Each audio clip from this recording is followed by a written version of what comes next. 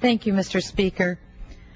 We need to know what the people who advise the President of the United States think and believe about health care reform, Mr. Speaker.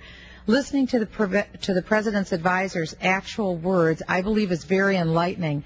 This morning I read a column written by Betsy McCoy, and I'd like to quote from it extensively now. This is from a column dated July 24th, 2009. Ms. McCoy wrote the following.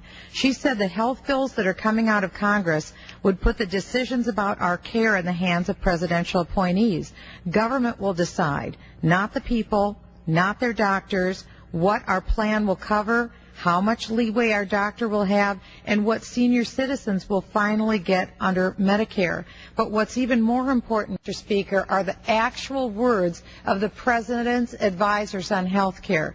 Here's the words from one of the President's first advisors, Dr. Ezekiel Emanuel, the brother of the White House Chief of Staff. He's already been appointed to two key positions. One is Health Policy Advisor at the Office of Management and Budget.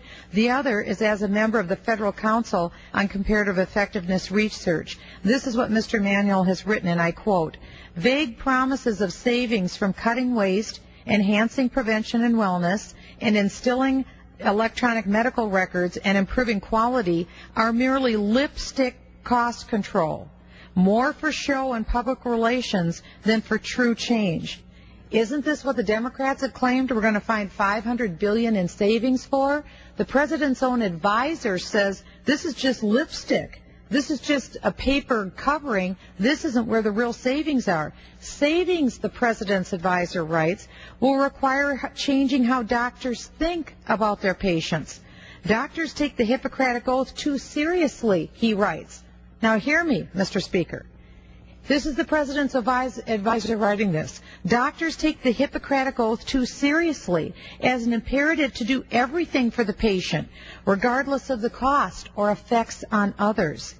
But that's what the people want their doctor to do. But Emanuel wants doctors to look beyond the needs of their patient and consider social justice, such as whether the money would be better spent on someone else. This is a horrific notion to our nation's doctors, but it's a horrific notion to each American, because doctors believe, as Americans believe, that social justice is given out one patient at a time. But the President's advisor, Dr. Emanuel, believes communitarianism should guide decisions on who gets care. He says medical care should be reserved for the non-disabled. So watch out if you're disabled. Care should be reserved for the non-disabled, not given to those who are, quote, irreversibly prevented from being or becoming participating citizens. An obvious example, he said, is not guaranteeing health services to patients with dementia. We just lost my father-in-law to dementia 2 months ago. I thank God that the doctors were able to alleviate my poor father-in-law's symptoms at the end of his life at age 85. Apparently, under the Democrats' health care plan, my father-in-law would not have received the high quality of care that he received in his last 2 months of life. Or if you're a grandmother with Parkinson's or a child with cerebral palsy, watch out. In fact, the President's advisor defends discrimination against older patients. He writes, and I quote, "Unlike allocation by sex or race, allocation by age is not invidious discrimination. Every person lives through different stages of life rather than being a single age. Even if a 25-year-old receives priority over 65-year-olds, everyone who is 65 now was previously 25.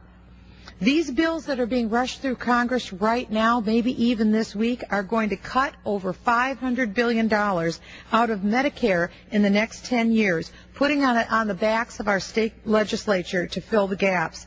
Knowing how unpopular these cuts are, the President's budget director, Peter Orszag, has urged Congress to delete their own authority over Medicare to a new presidentially appointed bureaucracy that will not be accountable to the public. The President's next advisor, Dr. David Blumenthal, he recommends that we slow medical innovation in order to control health spending. You heard me right. He said let's slow medical innovation to control health spending. He's long advocated government health spending controls. Although he concedes they're associated with longer waits and reduced availability of new and expensive treatment and devices, but he calls it debatable whether the timely care Americans get is worth the cost. Mr. Speaker, Americans need to wake up and read what the President and his advisors are saying. It may scare them to go to the phones and call their members. And I yield back.